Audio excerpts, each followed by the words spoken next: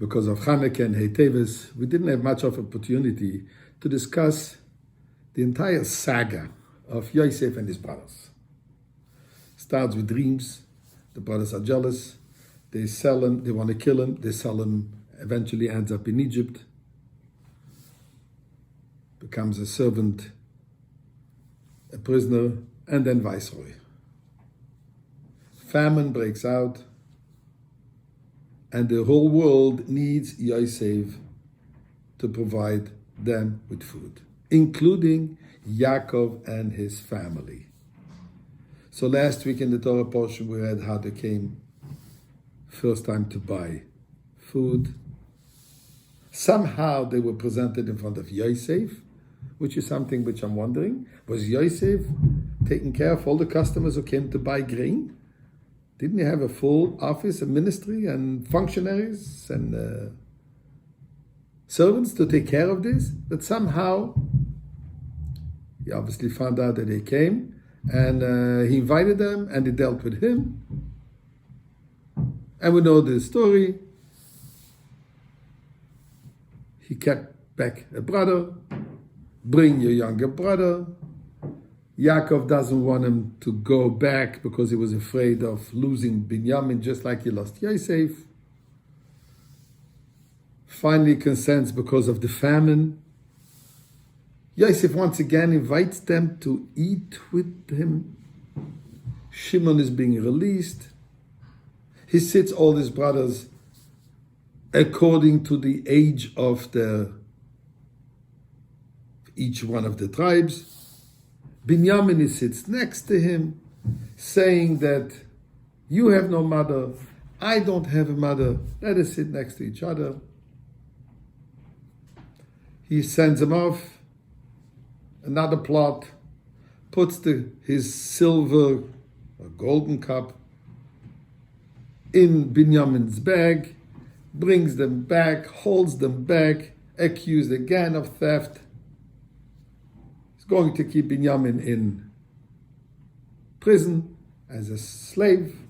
Yehuda sets out and says, "Sir, this is it. There is no way you are going to hold back Binyamin. I vowed for him, and I will do all that's necessary to gain his freedom." Eventually, Yosef reveals himself to them. And as we know, the rest is history, so to say, Yaakov coming. I have a fundamental question here. Didn't the Egyptians know who Yosef is? When Yosef was presented to Pharaoh by the minister, who said that he interpreted my dreams, and he presents him as Nar Ivri, Nar, a lad, Ivri. Now, Ivri can mean either a Hebrew or Ivri could mean Me'ever Anor, a foreigner. But wasn't the Pharaoh interested in knowing who this foreigner is, who this young man is? Especially when he spoke a very religious language. He said, God will help me interpret your words. And if this is not enough, Pharaoh recognizes, says, you the man who has the Spirit of God, then you become the leader. Wasn't he concerned to know who this is? What God is he speaking about? Especially since Pharaoh himself considered himself a deity. The Egyptians were concerned who's their new viceroy. Granted, there was no social media, there was no newspapers, but there was talk.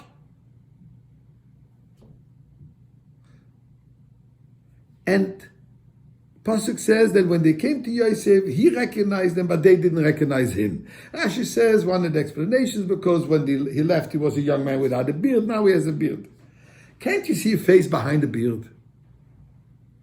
What's this whole concept here that they did not recognize Yosef?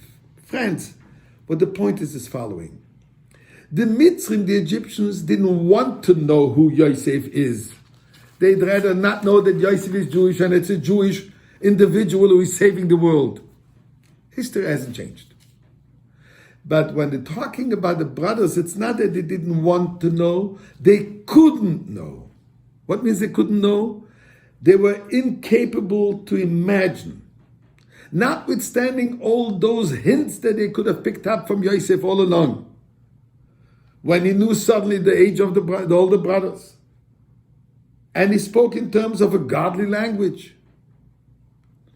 But they could not perceive that it's possible that a person dressed as an Egyptian, looking like an Egyptian, outwardly behaving like an Egyptian king, but inside there is a Yosef HaTzadik. The inside there is a holy tzaddik that is serving God, dressed, masked as an Egyptian. This they couldn't understand. Sometimes the obvious, which is in front of you, you don't see. Friends, the obvious today is Mashiach is arriving. Let us open the eyes and see it, and not do the mistake of the brothers of Yosef.